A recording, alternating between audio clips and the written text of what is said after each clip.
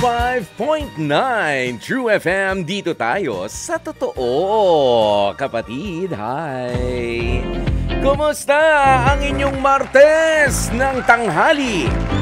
Talaga naman, para po sa lahat ng mga kanina ha.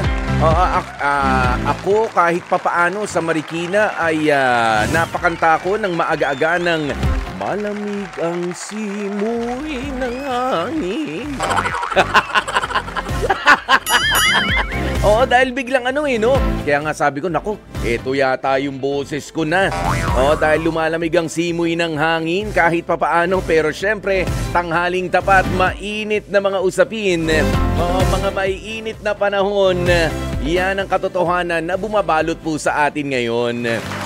Pero syempre, ang mainit nating pagsuporta sa isa't isa ay naniniwala po ako na hindi naman po nawawala yan. Kaya naman please, welcome na sa ating programang H2H, Heart to Heart. Isang oras natin pagsasamahan po ito. At syempre, mag-share na nga po kayo na mag-share ng ating live streaming now na. Dahil meron po tayong good news. May ilan po kaming pamimigay. Ilan lang to, no? Ilan lang? Ilan lamang po?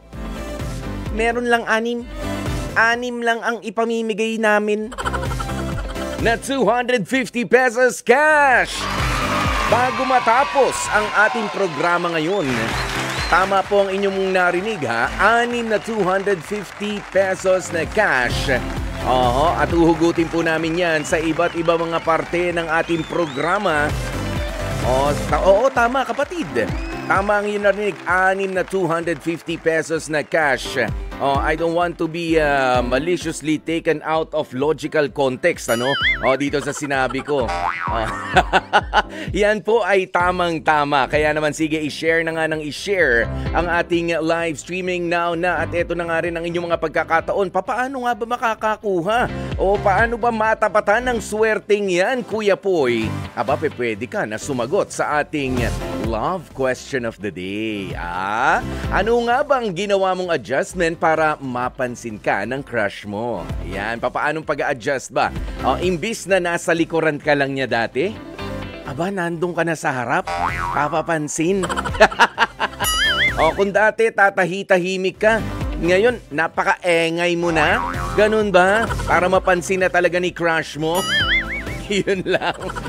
So, ano nga ba ang ginawa mo mga adjustment para mapansin ka ng crush mo? I-share mo yan sa amin dito ha. At hindi lang yan kapatid.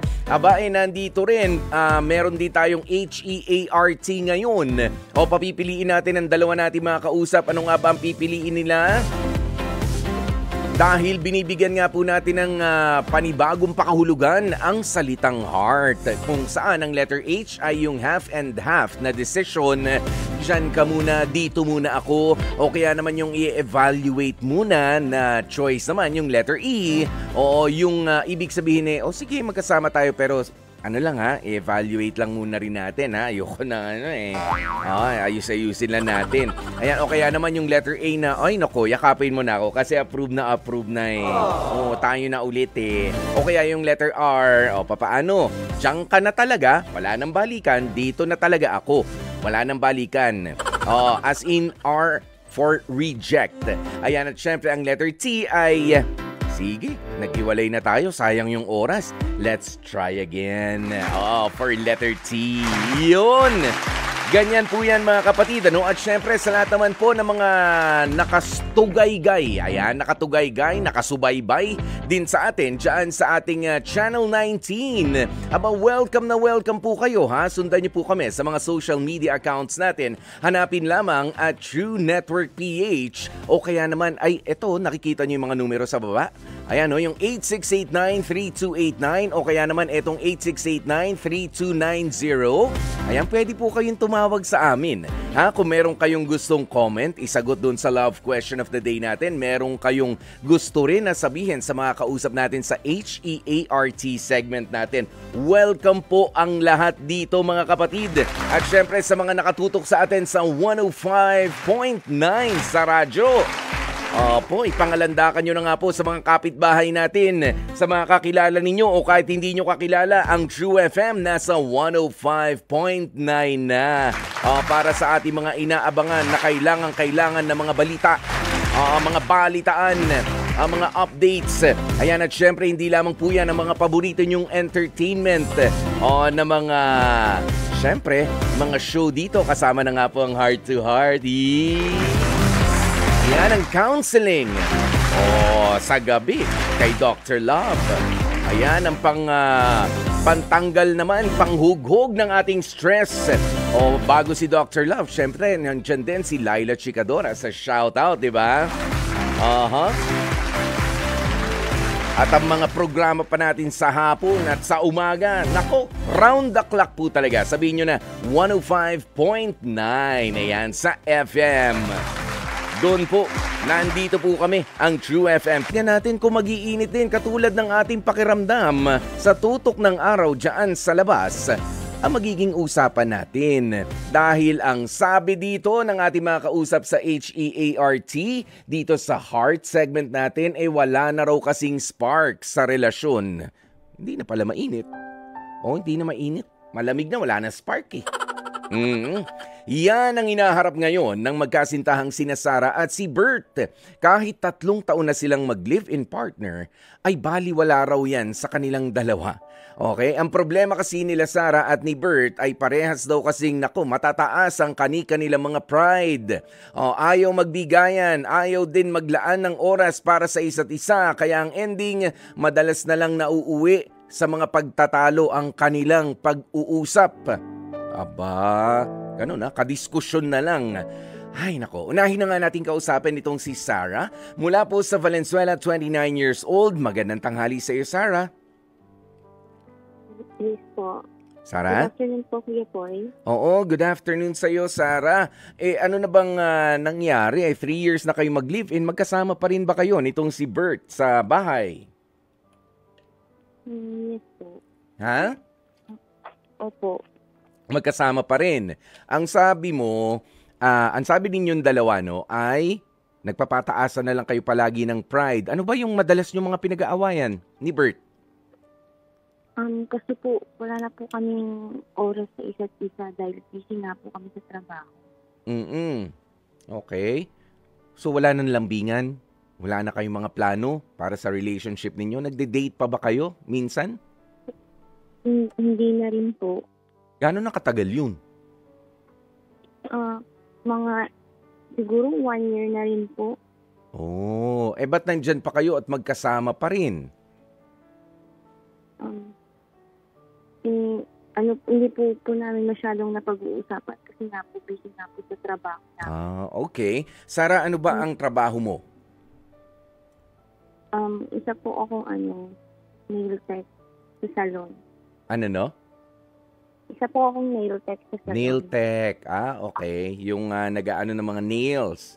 Yung mga nag-aayos-ayos na mga ganyan. Yan ba yung may yung mga may gel pa na tawag? Gel ba tawag doon? Doon sa mga... Po. Yung ang tagal-tagal matanggal. Inakasira ng kuko pagka matagal di tinanggal. 'Di ba? Yan ba 'yon? Hindi naman po. Hindi naman, hindi pala. Yung pala 'yon, yung cutics pala 'yon, yung pagka matagal mong di inalis, nakasira Opo. Ayun pala 'yon. Okay. Ayan, Merthiolate. Yung Merthiolate, may nagpapalagay pa ba ng Merthiolate ngayon, yung kulay pink para, alam mo, natutuwa ako dun sa nagpapalagay ng Merthiolate.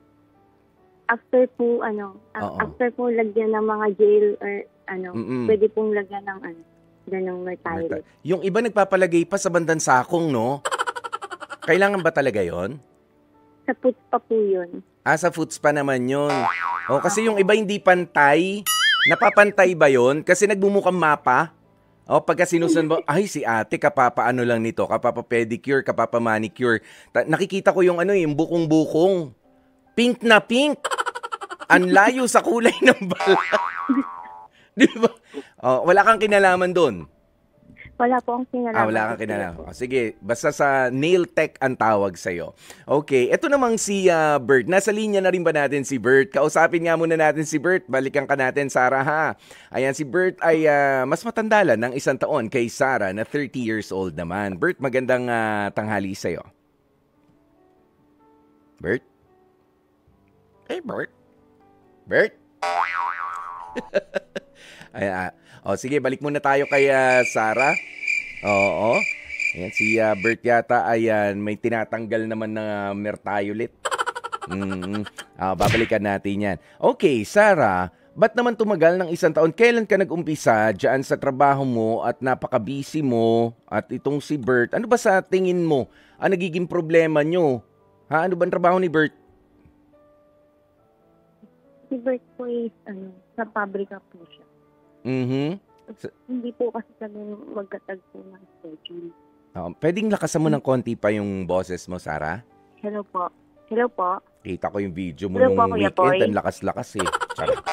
Hello po, Kuya. Ayan. Okay, yan, Sarah. Hello po. Ayan, malakas na. Yes. Okay, ayan na, no? Gaano ba, araw-araw ba umuwi sa'yo si Bert? Opo, araw-araw naman po. Wala kayong mga pinag-uusapan na para sa relationship nyo kahit pa paano for 1 year? Hindi naman yata ako maniniwala niyan. Ano po, kasi hindi magkatagpo yung schedule namin. Halimbawa po ako is, kunyari aalis siya ng bahay, is tulog ako. And then dadating ako ng bahay na tulog din siya.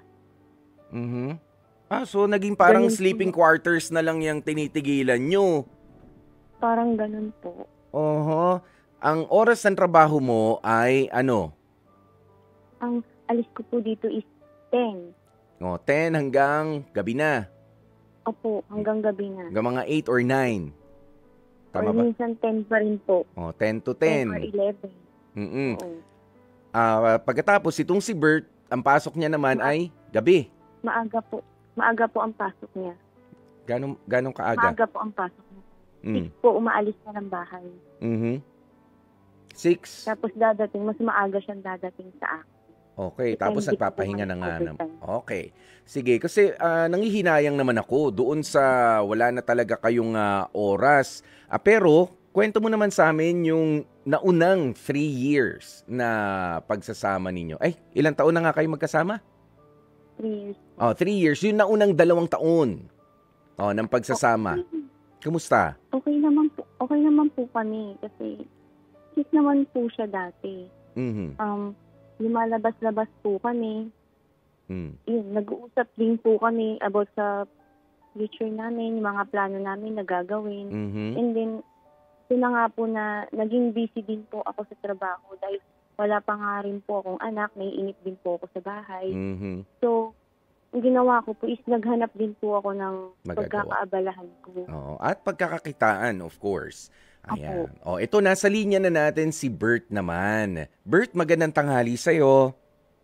Magandang tanghali, DJ Boy. Oo, Bert. Ito na mo problema si Sarah sa relationship ninyo dahil sabi hindi na raw kayo nagkakatagpo, hindi na kayo nag-uusap ng 1 taon na papasok siya, wala ka na rin.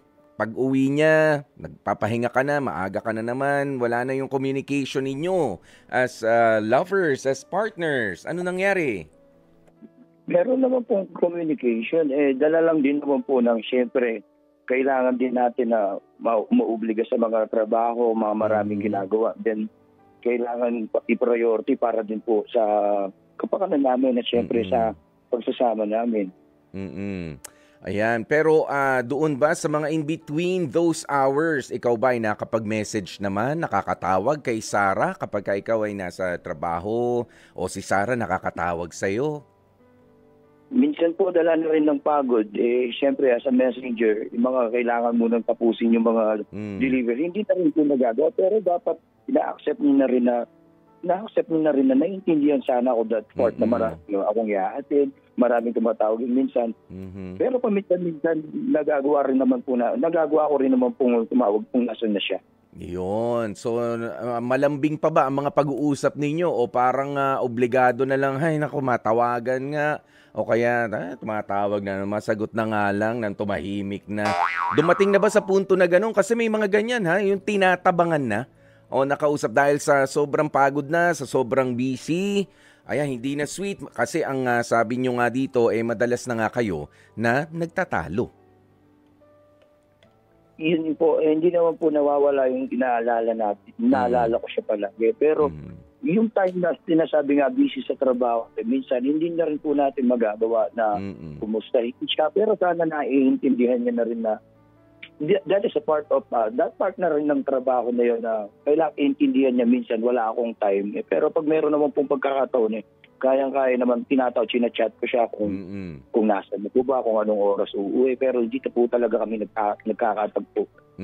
Alam mo, ang sabi kanina ni Sarah, no, sa naisagot niya, sabi ko, kumusta ba yung naunang 2 years nyo as live-in partners compared dito nga sa sinasabing 1 year na medyo talagang parang di na kayo nag-uusap. Sabi niya, ang sweet mo naman daw. Tama ba, Sarah? Yung sinabi mo, sweet ka naman daw sa kanya dun sa 2 years na nauna.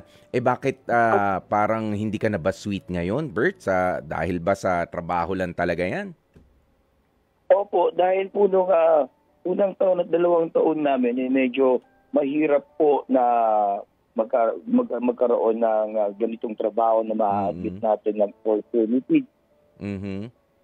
Kailangan madala sa bahay dahil nga minsan extra lang trabaho. Then, syempre, yung time is available na nandun po na kailangan ko siyang mag-meet kami, lambingin.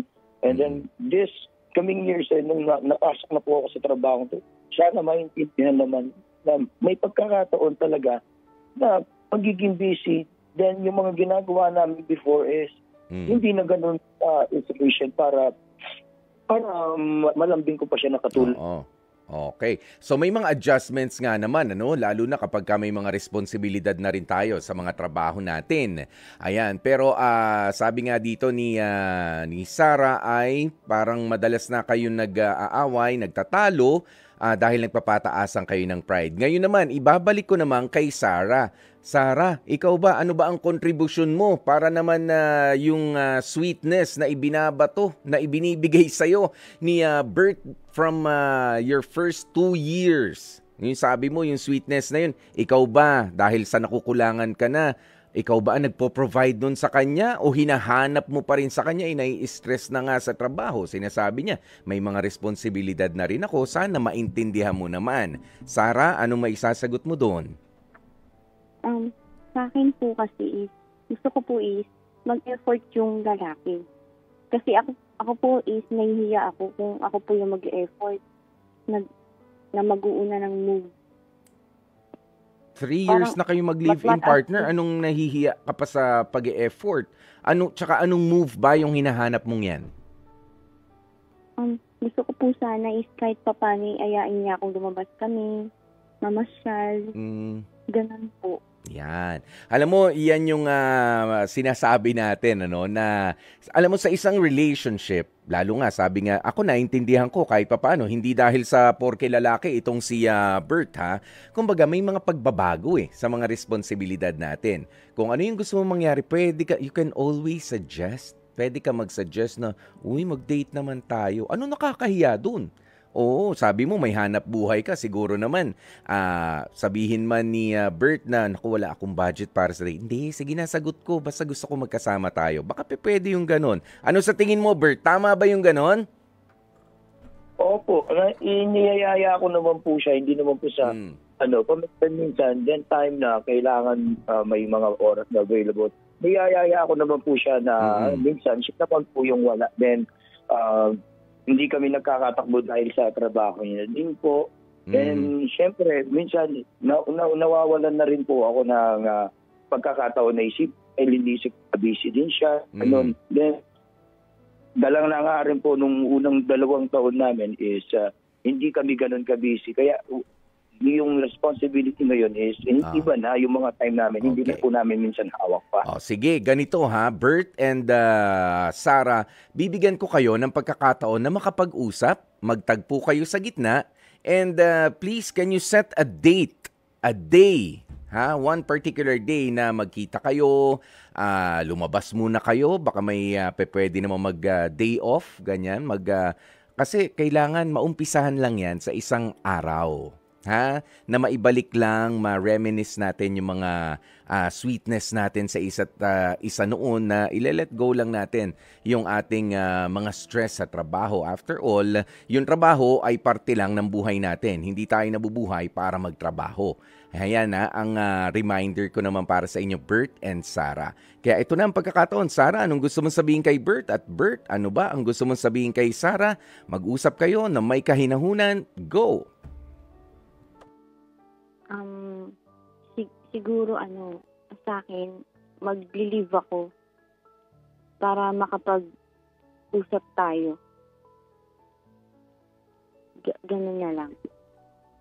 Hindi naman siguro sagot yung para mag-leave ka. Talagang di lang magtagbo yung oras natin. Then, one time siguro, yung day off natin is ipagsabay na lang siguro ganun para magtagbo lang din tayo. At huwag na nating hanapin yung una't 2 taon na nagsama tayo mga lambingan dahil may mga responsibilidad na tayo dapat na isipin ngayon for future din tayo. Para sa ating dalawa rin naman yun. Dahil yun din naman ang motivation ko is yung para sa kinabukasan natin. Oo, sige. Pero Bert.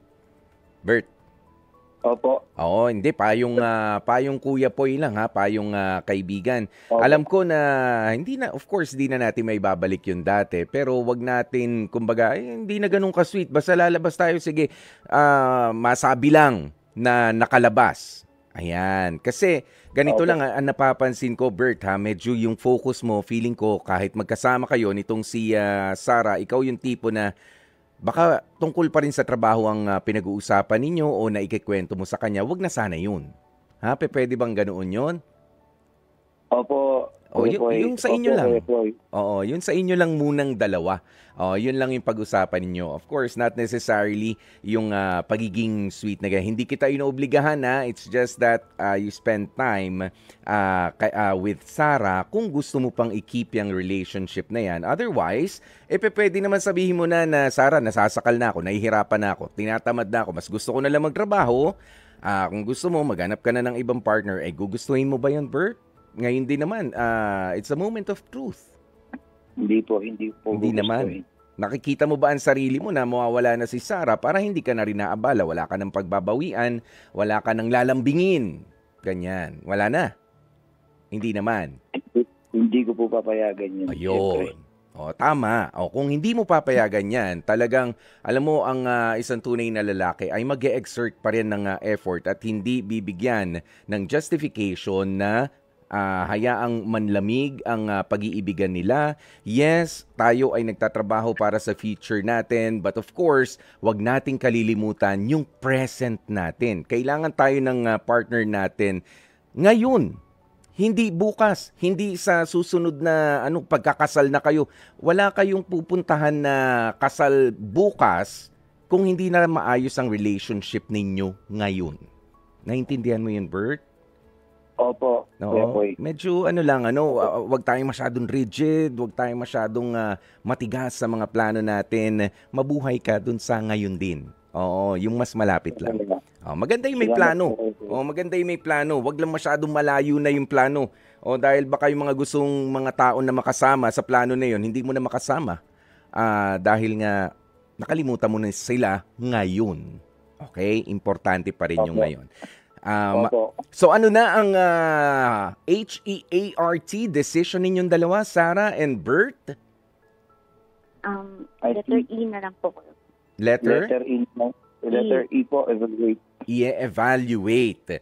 Ayan, pero maganda, subukan ninyo. At gusto ko rin yung sinabi mo, Bert, magsabay kayo ng day off at doon kayo mag-date. Na ang pag-uusapan ninyo hindi tungkol sa mga trabaho ninyo, hindi tungkol sa mga kuko na kinukulkul ni Sarah. Di ba? Mag-usap lang kayo ng tungkol sa relationship ninyo. Mas gusto mo yon, di ba, Bert?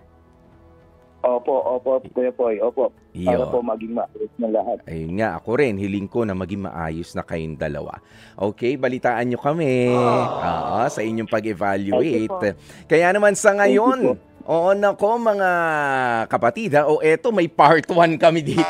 May part 1 na bibigyan ng ating first 250 winners, si Bert and Sarah. Sige, may pandagdag na kayo sa date ninyo. Sa inyo na itong dalawang 250. Oo, na pandate. Sagot na ng H2H ng Heart to Heart po yan. Ano nga bang ginawa mong adjustment para mapansin ka ng crush mo? O eto ang sagot ni Jo Marie Marco. Classic to pare. Sabi niya, tamang tambay lang sa labas ng classroom ni crush. Ililibre ko siya ng merienda at syempre kakaibiganin ko ang best friend niya para magpalakad. Ayan, sasabayan siya sa pag-uwi at ihahatid sa bahay nila kahit magkaiba pa ang daan pauwi sa amin. Classic na classic yung mga ganyang Palawan. Naalala ko rin ako dati ang layo no. Pero sige, sabayan na kita, hatid na kita. Hindi ko nga alam kung paano yung sasakyan galing sa kanila. Nagpaturo pa ako para makauwi. Ayan. Classic yan, Jo Marie Marco. At syempre, eto pa sabi ni Rondel de la Cruz. Sabi niya, napansin siguro niya ako dahil sa pagkakaroon ko naman ng sense of humor at sa pagiging gentleman. I always see to it na nire-respeto ko pa rin ang personal space niya. Maging natural ka lang. Minsan kasi, nakaka-awkward para sa mga babae yung masyado naman din na nagpapapansin na. Ayan, so hinay-hinay lang. Ganoon. Yung iba na nakakaasar na. Yung papansin. Samantala, ito nakakatakot naman to, Mario Leyva, yung ginawa mo para mapansin ni crush Ang sabi niya, ang ginawa kong adjustment ay yung nag-resign ako sa trabaho ko at hindi na nagpakita sa kanya. Ayun, effective. Hinanap niya ako at naging girlfriend ko at ngayon nga, naging misis ko na.